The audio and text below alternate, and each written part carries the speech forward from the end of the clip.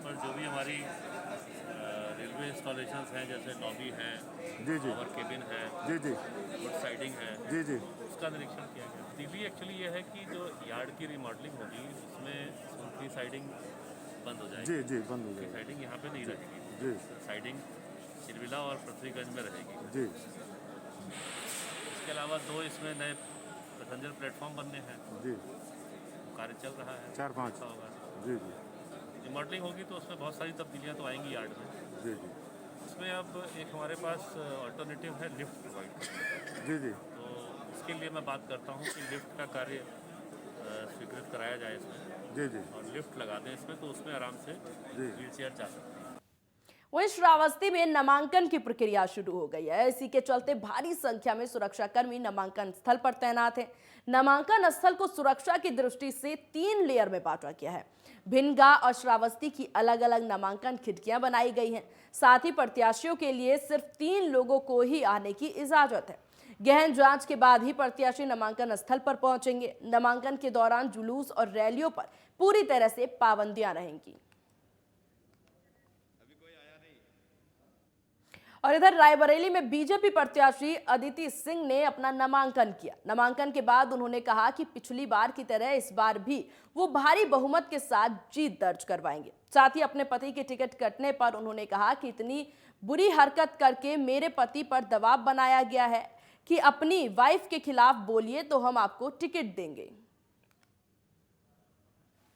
बहुत अच्छा रहेगा और इस बार तो भारतीय जनता पार्टी की मैं प्रत्याशी हूँ और आदरणीय मोदी जी के, आदरणीय योगी जी के नेतृत्व में चुनाव लड़ रहे हैं, तो जाहिर सी बात है बहुत अच्छा होगा।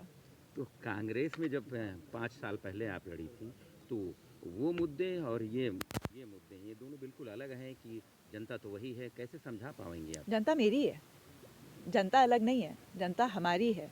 अथक प्रयास और मेहनत मेरे आदरणीय स्वर्गीय पिताजी ने की है रायबरेली के लिए, हमारे सदर के लिए, हमारी सदर की जनता के लिए। और मेरा मुद्दा एक ही रहता है हमेशा, वो है अपने लोगों को, अपने शहरवासियों को, अपनी सदर विधानसभा के हर एक वोटर को सुरक्षा और संरक्षा देना। वहीं सोनभद्र के शक्तिनगर में विधानसभा चुनाव को सकुशल संपन्न कराने और जनता को कानून व्यवस्था का एहसास कराने के लिए एरिया डोमिनेशन के तहत पुलिस और अर्धसैनिक बल के जवानों ने शक्तिनगर थाना क्षेत्र के प्रमुख बाजारों और गांवों में फ्लैग मार्च किया। फ्लैग मार्च का नेतृत्व पीपरी क्षेत्राधिकारी प्रदीप सिंह चंदेल ने किया और आपराधिक छवि के चिन्हित व्यक्तियों को विशेष हिदायत देते हुए मतदाताओं से अपील की कि लोकतंत्र के महापर्व में निर्भय होकर के हिस्सा ले। सभी बूथों पर पर्याप्त सुरक्षा व्यवस्था भी रहेगी, ये भी आश्वासन दिलाया।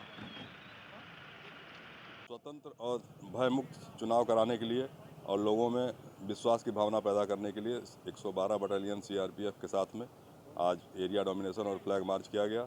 लोगों से कहा गया कि यदि कोई मतदाताओं को धमकाता है, डराता है या कोई प्रभाव डालने की कोशिश करता है तो पुलिस उसके खिलाफ सख्त कार्रवाई करेगी।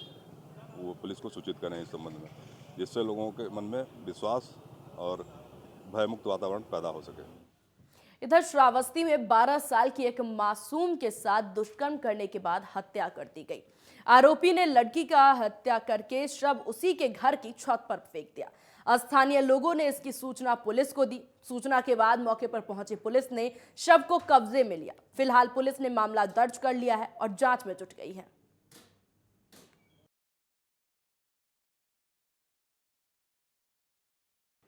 इधर यूपी के कौशाम्बी जिले में पीपरी थाना क्षेत्र के अकबरपुर गांव में बाइक सवार बदमाशों ने पूर्व प्रधान को गोली मार दी। बदमाशों की फायरिंग में पूर्व प्रधान गंभीर रूप से घायल हो गए। वही घटना के बाद बदमाश मौके से फरार हो गए। सूचना पर पहुंची पुलिस ने घायल को प्रयागराज के एसआरएन में इलाज के लिए भर्ती कराया। इस घटना के बाद इलाके में हड़कंप मच गया। फिलहाल पुलिस ने मामला दर्ज करके आरोपियों की तलाश शुरू कर दी है।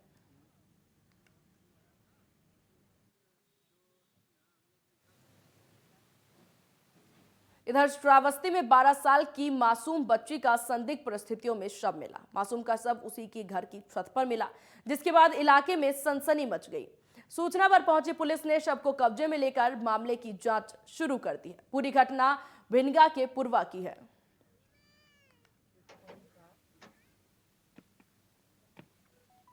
वहीं सोनभद्र में अवैध नशाखोरी को लेकर के सोनभद्र पुलिस को बड़ी सफलता मिली है। पुलिस ने 1.7 क्विंटल गांजे के साथ 6 तस्करों को गिरफ्तार किया।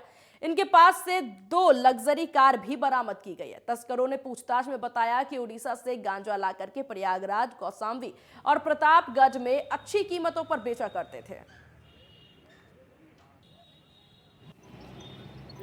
बीती रात एक गुप्त सूचना के आधार पर एक बड़ी कार्रवाई हुई है। इसमें क्षेत्राधिकारी घोरावल संजीव कटियार के नेतृत्व में हमारी एसओजी टीम, हमारी सर्विलांस टीम और स्वाट टीम और कर्मा की पुलिस ने संयुक्त कार्रवाई करते हुए 2 वाहनों से 1 क्विंटल 70 केजी गांजा बरामद किया है और 6 अभियुक्तों की गिरफ्तारी की गई है। वहीं योगी सरकार में विधि एवं न्याय मंत्री ब्रजेश पाठक ने लखनऊ की कैंट विधानसभा सीट से अपना नामांकन दाखिल किया है। साल 2017 में वो लखनऊ मध्य से चुनाव जीते थे। इस बार उनकी सीट नेतृत्व ने बदल दी है। कैंट बीजेपी के लिए सबसे सुरक्षित सीट समझी जाती है। हालांकि इस सीट से सपा से बीजेपी में शामिल हुई मुलायम परिवार की बहू अपर्णा यादव को उतारे जाने की प्रबल चर्चा थी। इसके अलावा सांसद रीता बहुगुणा जोशी अपने बेटे मयंक जोशी के लिए इसी सीट से टिकट मांग रही थी। इसके अतिरिक्त डिप्टी सीएम दिनेश शर्मा को भी इस सीट से ही इस बार चुनाव लड़ने की चर्चाएं चल रही थी। हालांकि आखिरी वक्त में बीजेपी ने ब्रजेश पाठक को यहां से उम्मीदवार बना करके सारी चर्चाओं पर विराम लगा दिया है।